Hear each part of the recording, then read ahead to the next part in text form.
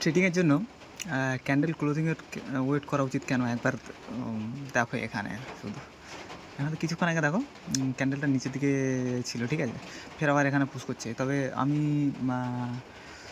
15 minute time ফ্রেমে দেখছিলাম, তো ঠিক আছে, আমি টাইম ফ্রেম ছোটো করে নিচ্ছি। এখানে এই দেখো, দেখেছো কী অবস্থা।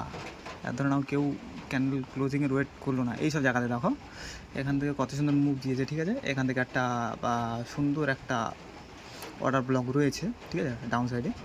তো এবার ধরো এই যারা এখানেও দেখো, এখানেও একটা সুন্দর অর্ডার ব্লক রয়েছে, ঠিক আছে।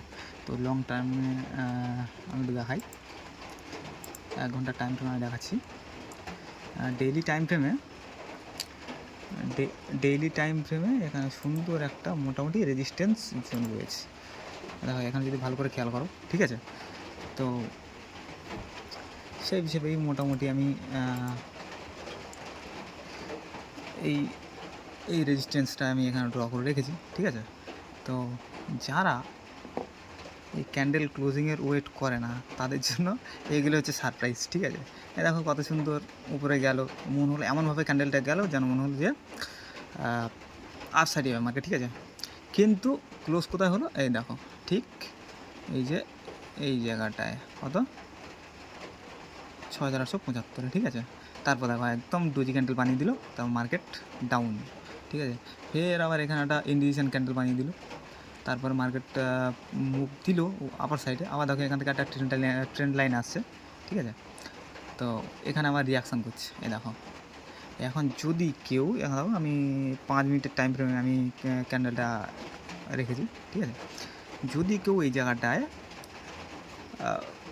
ক্যান্ডেল ক্লোজের ওয়েট না করে তাহলে কি হবে, সাধারণত সে যারা নতুন রিটেলার তারা এই জায়গাটা ট্রেড নেবে, ঠিক আছে। হয় বাই সাইড, নাহলে দেখো এই যে ক্যান্ডেল যে মুভমেন্ট করছে, ঠিক আছে, সাধারণত এটা থেকে কী মনে করবে যে না এই জায়গাটা থেকে মার্কেট ডাউন হয়ে যাবে, ঠিক আছে।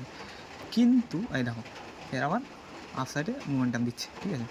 সো যে টাইম ফ্রেমেই তুমি কাজ করো না কেন, একটা জিনিস খেয়াল রাখতেই হবে যে প্রপার মানে রিস্ক রিওয়ার্ড তো ম্যানেজ করতে হবে, তার সাথে ক্যান্ডেল ক্লোজিংয়ের ওয়েটটাও করতে হবে, বিশেষ করে ভাইটাল জোনে। যেমন দেখো এই জোনটাতে এখানে এই অর্ডার ব্লকের কাছাকাছি, এই অর্ডার ব্লকের কাছাকাছি যারা মোটামুটি এই জায়গা থেকে বাই করেছে, ঠিক আছে, টোটালি মার্কেট এখানে তাদের এসএল হান্ট করেছে, ঠিক আছে।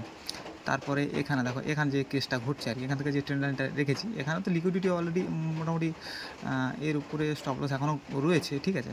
তো মার্কেট এখানে জাস্ট নাটক করছে, ঠিক আছে। এই নিচেও স্টপ লস ক্রিয়েট করেছে। সাধারণত মার্কেট যদি এখানে আসতো, এখান থেকে যে মুভমেন্টাম দিত, তাহলে সম্ভবত মুভমেন্টামটা আপার সাইডে যেত। বাট এখানে মার্কেট কী করছে, এখান থেকে মোটামুটি রিভার্স নিয়েছে আর কি। সো আমার একটাই কথা বলার যে যারা ট্রেডিং করো টোটালি মোটামুটি ক্যান্ডেল ক্লোজিংয়ে ওয়েট করতে হবে, ওয়েট না করলেই স্টপ লস হান্ট হয়ে যাবে, ঠিক আছে। আর আরেকটা কথা, বিগ টাইম ফ্রেমে অ্যানালাইসিসটা করতে হবে। দেখো দেখেছো অবস্থা, দেখেছো বিগ টাইম ফ্রেমে কত বড় বড় উইক বানিয়েছে। দেখো দেখো একটা এখানে ওটা ডোজি বানিয়েছে, এদিক থেকে একটা হ্যামার, এদিক থেকে হ্যামার, এটাও হ্যামার, এরকম মার্কেট চলছে। দেখো কত বড় মার্কেট উইক বানিয়েছে, ঠিক আছে। এটাও এখান থেকেও সেম। তো এইরকম মার্কেটে কাজ করতে গেলে বি কেয়ারফুল, সাবধানে কাজ না করলে ক্যাপিটাল ওয়াইপ আউট হয়ে যাবে।